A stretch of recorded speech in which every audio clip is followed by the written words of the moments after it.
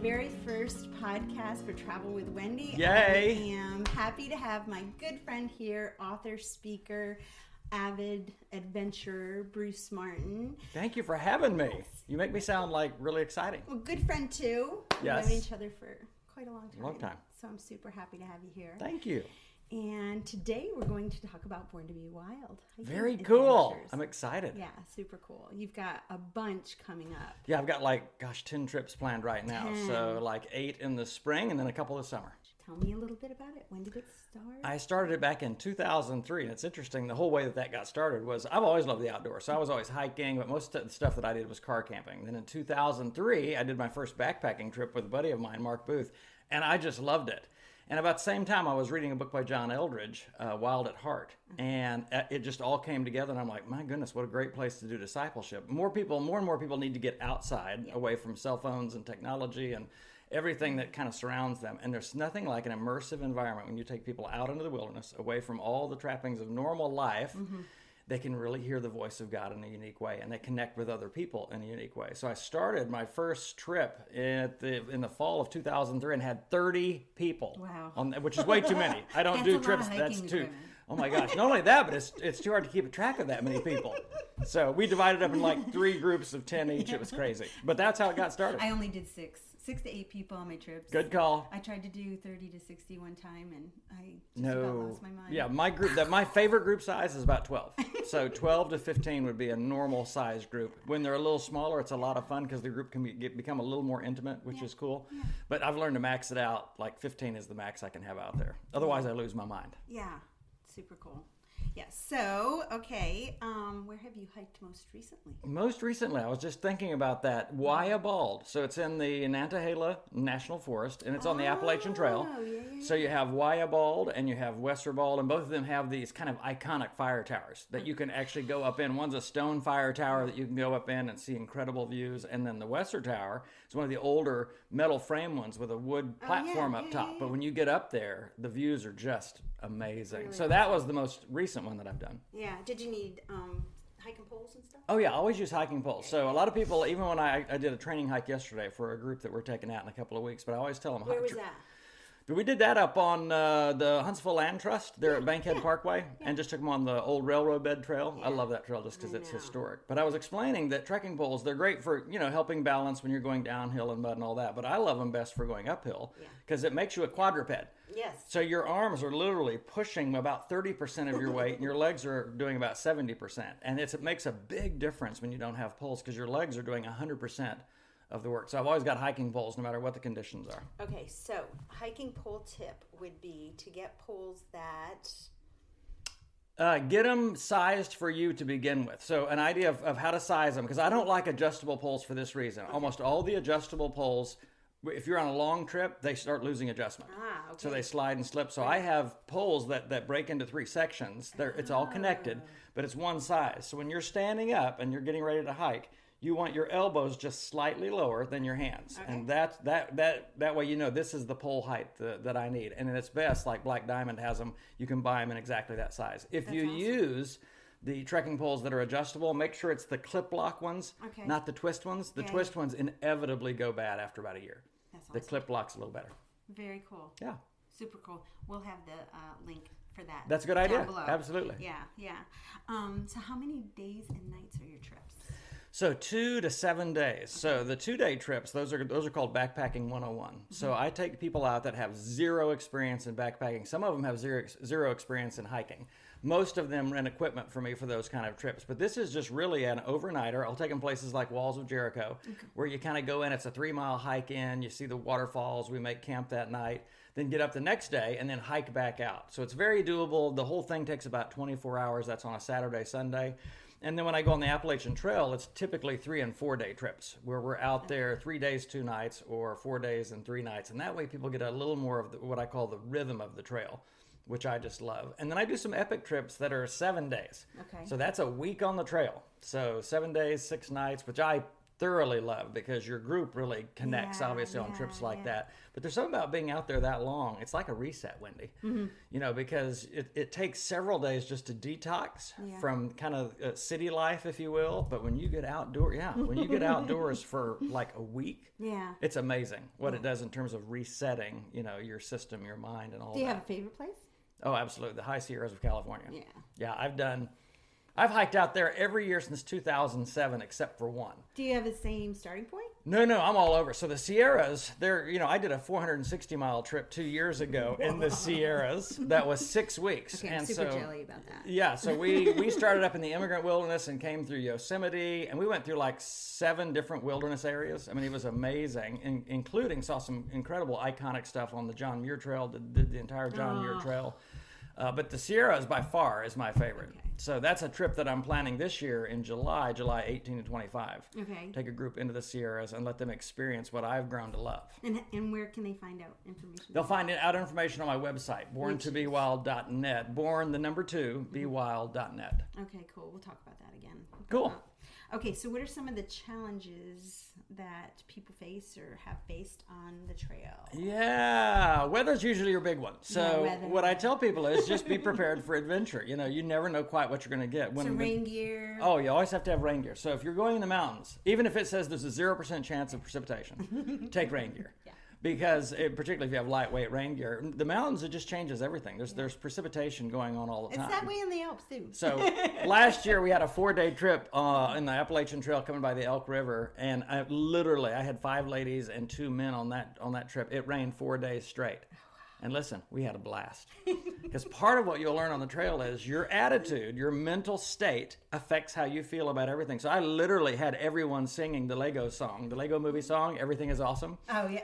Trained them on that. So every time we're hiking in the rain or setting up in the rain, I'm like, everything is awesome. Let's sing it. And everyone will tell you. In fact, they gave me 5-star reviews at the end of that. They're like, this was a great trip, even though it rained for 4 days. So, but that wasn't the worst. The worst was March of 2018. Where I literally had 21 people out there, which is more than I like to have out, and we had an ice storm on the first day. We literally, when we got out of the buses, because we were being shuttled up to this trailhead, there's 6 inches of snow on the ground, and it's blowing like whiteout conditions. So we hike in that for about 3 hours, and then about 5 o'clock, we're coming into camp. It's 20-something degrees, and it starts raining. So everyone's hair is freezing. I mean, literally, one lady looked like the ice princess.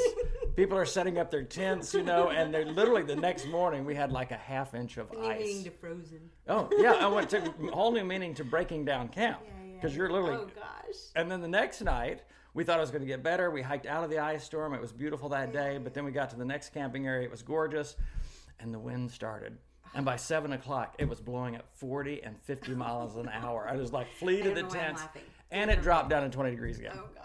So what? That was challenging. Did they finish? Did you finish? That was the only trip that I've ever taken that I've had to get people off the trail. I had 5 people that weren't able to continue on that one. 2 they didn't have everything on my gear list, and so clothing wise, I give everyone a gear list. You really got to watch that carefully because even if you're pretty used to the outdoors, when you get serious crazy conditions like that, there's certain kinds of gear, puffy jackets and other things that you've got to have. I had 2 folks that were just not physically prepared for the challenge. That first day just kind of wiped them out. And then one person in the ice storm had fallen and kind of blew out their knee. Yeah. So, but that's rare. Yeah, but you asked about, some of the worst conditions we've had. A lot of but most of the time. It's just a lot of fun. You might get rain. I love it when you get snow. I do training hikes too. Right. So that kind of, so what I do is I go through all of my gear and actually physically take it out of my backpack. Yeah. So people can see, here's what you need on the trail. And then I tell them, if there's something you don't have, holler at me. Because, you can borrow that stuff from me. Yeah. Some people don't have any gear, and so they rent an entire set of gear, which they can do for $100. Instead of going out and spending $500 to $1,000. Totally cool. Yeah. Literally, I will set you up with everything that you need for a very successful hike. Because backpacking gear can get kind of expensive. Yeah. Especially if you want the Gucci kind. If you want the Gucci kind, I don't use any of the Gucci stuff. No. But, minimally, when you think about a backpacking trip, a day hike, you can just go out. If you've got trekking poles and some water, you're good. Yeah. When you think of backpacking, the basics, you have to have a backpack. Mm-hmm. You're going to have a tent. You got to have a sleeping bag and a sleeping pad. The pad's very important. I've had people that just brought a sleeping Oh, bag yeah, out, yeah. but they don't realize how much cold comes up from the ground. And you got the roots. It's and not just the rocks. hard surface, but you'll get a lot of cold from the bottom. So you have to have a tent, sleeping bag, sleeping pad, and something to cook with. Oh, yeah. You know, so, and you don't, and that's not a must for some people because they'll just bring, bars and protein bars and stuff like that. But I don't want to eat berries and twigs while I'm out there. No. I want to eat good. So I put together food kits for everybody when you come on a You got trip. some pretty rockin' recipes now. Oh my goodness, I've got amazing, on my But you don't carry 460-mile eggs, trip. right? I do now sometimes. Really? Yeah. Do Because, they make it? oh yeah. Yeah, you got little plastic carriers you can put them in now. So you can save everything. But literally on that 6-week trip that we did in the Sierras, we learned how to make backcountry bread, starting with just flour and yeast and warm water. That's so cool. It was amazing. So yeah, I've got some amazing recipes. So when you go on a hike with me, you're going to eat good. Okay. So if it's 2-day or a Right. week long, you're going to eat good on that trip. Well, I've heard that you should have like the calories and a half on just like one day of hiking because You will burn a ton. Burn it, especially if you're going up like the meters and then down the meters. Right. So if a person's, I don't even know what average intake is for a person, but I give you thousands and thousands of them because you will burn it fast out there. So we make sure that everyone's got plenty of food, and then I encourage them to bring some snacks. High protein snacks or high sugar snacks. The sugar gives them some energy, like when you're going up a long uphill.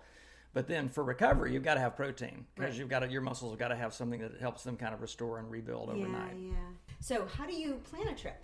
All right, so if a person's wanting to go backpacking, there's a couple of things you got to think about. The first, the number one step in Leave No Trace is plan and prepare ahead, which is a big deal. So you want to look at what's the trail that I want to do. And the great thing about the internet is you can get research done very quickly. So you go out there and you look at potential trails that you want to hike on, and then you download some maps. Okay. Because you're going to have to be able to look at mileages and stuff like that. How far do you want to go each day? You got to look at the logistics of, is there a place to park? Can I park my car at the trailhead? Like sometimes when you're on the Appalachian Trail, you're going to start here, but you're going to finish 20 miles later. So you got to think about a shuttle. Who can get me a shuttle? Do your hikers meet you at a certain point, or do they meet you here in Some Huntsville? of them meet me in Huntsville, and then we work out kind of carpooling together. Okay. But my job takes on when you get to the trailhead. Okay. So I help you once we get to the parking area. I work out shuttling. So if we have to have a shuttle that gets us back from the destination to the trailhead and stuff like that, I handle all of that. But then they got to think about camping areas. So where are we going to camp?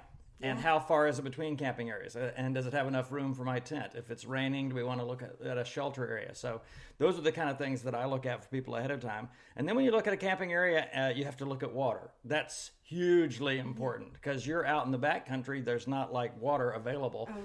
So you got to have a water filtration system, but you also have to make sure that there's different places along the way that you have water. So when I plan a trip, I'm looking for all the water sources, not only along the trail, but at different camping areas because you don't want to get dehydrated out there. Right. So that's kind of the logistics of how a trip works out. I remember when I did Sips or something Sipsy Wilderness? with Jan Yeah. when she was doing the Born to Girls. Yeah. Girls Gone Wild. Yes, girls. Well, not that one. Not that one. But the she had this water filtration purification kit too, and she was showing us all how to do it, and we were very grateful. Yeah, water's a big I want deal. to say it was like Junior July in Alabama, and we really That's hot. needed it. Oh yeah, you're gonna have to have water, big time. So you are also a public speaker. Yes. Let's talk a little bit about that. I love it. You know, I had a great talk with you a couple of weeks ago, and you were asking about what I'm passionate about. Love what I do with Born to be Wild because I love the outdoors and I love to take people out there and experience adventure, and I love the connection with God and others. But my number one love really is speaking. Yeah. So, and I've been a speaker for 25 years now. Absolutely love it. So just joined the National Speakers Association in the last month or so. I've been doing this for a long time, and I'm like, I need to step up my game just a little bit. That's so cool. So yeah, I'm doing that too. So tell me, what do you have coming up? Well, a lot of things coming up right now. So at my other website, so this is BruceWMartin.com, you can see I've got a whole speaking calendar out there. But one of the big things that I'm doing that I'm excited about speaking this year is the Scars of Hope Tour.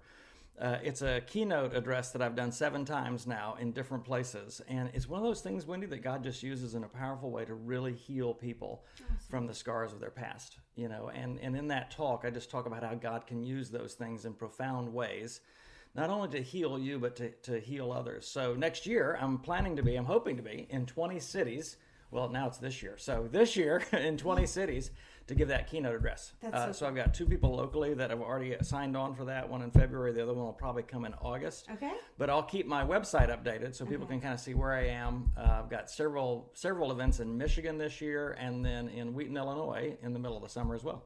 Okay. Well, Illinois is pretty nice in the summer, I guess.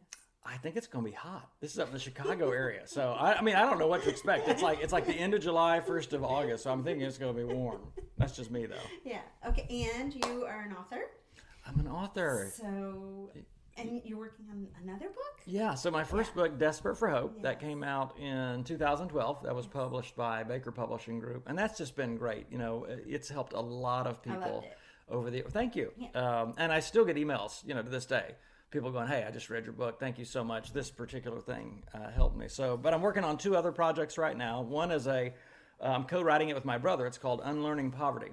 And this is kind of the journey of...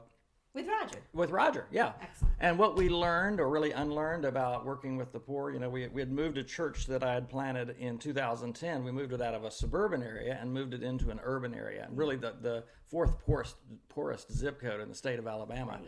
And we thought we knew kind of what we were doing, and we're going to help people. And there was just so much, Wendy, that we had to unlearn in that process. And so this book is really the 11 chapters that I've written so far, are really the 11 things that I did wrong in the process. But you know what they say, you learn more. Well, you do. And on the other side of it, we realize there's some things that our neighbors that are struggling in vulnerable areas, they have to unlearn if they're going to escape the grips of poverty. So we're going to talk about both of those. My brother is talking about it from living in the neighborhood because he lives right there in 35805. I'm talking about it from the perspective of a person who lives outside the neighborhood, but is coming in and building relationships and working with people. Yeah. And then the third project, which I've been working on the most this year, which has been interesting, is called This Changes Everything. And I'm basically taking the 4 teachings of Jesus about everything. He says, teach them to obey everything I've commanded. He says, unless you give up everything, you can't be my disciple. He says, so in everything, treat others the way you want to be treated. And then he says, everything is possible for him who believes. And so I'm taking those 4 teachings, and I'm going to talk about how literally embracing those and living those out begins to change a person's life. Yeah. Interestingly enough, it's not really a memoir, but it's my story. Yeah. I want to talk about how God used those 4 things, the 4 teachings of Jesus about everything, to radically change me from a person that was just out in the marketplace and very materialistic and money-driven to becoming a preacher who planted several churches here in Huntsville, Alabama. Yeah. I'm excited about that, as you can tell. Yeah, no, but that's super cool. Thank you. Love God, love others, and expanding on that. Yes. Super cool. Well, yeah, when you think about everything that Jesus taught, that can be overwhelming. Right. But you can simplify that to love God, love people, okay? Yeah. And those 2 really can't be separated. No. Because you can't really love God if you don't love people. Well, and everything kind of falls in place. Yes. Those 2 things. It does. And I realized yesterday, I was reading in John 14, and I realized that if you're thinking, well, I can't remember everything Jesus taught, no problem. Yeah. Because Jesus says, I want to send you a counselor, the Holy Spirit. He'll remind you of, there's the word again, everything that I've taught. I'm like, there you go. Yeah. Well, that's exciting. That so is. You're working on that. You've got tons of hiking. A lot going on this year. Yeah. Trying to think if there's anything else. Tell me a little bit about your counseling. Yeah, that's been the most interesting thing in the last 3 years. Since I haven't been a full-time pastor, I was kind of looking at a lot of different things that I could do. And that's one of the things that the Lord just sort of created for me was counseling. So it started with 4 or 5 people a week, and then it got to be 7 or 8 people a week, and then I got an app, literally a booking app changed everything. Because a lot of times when you're trying to see a doctor or a counselor or whatever else, it just becomes very difficult back and forth with emails and phones.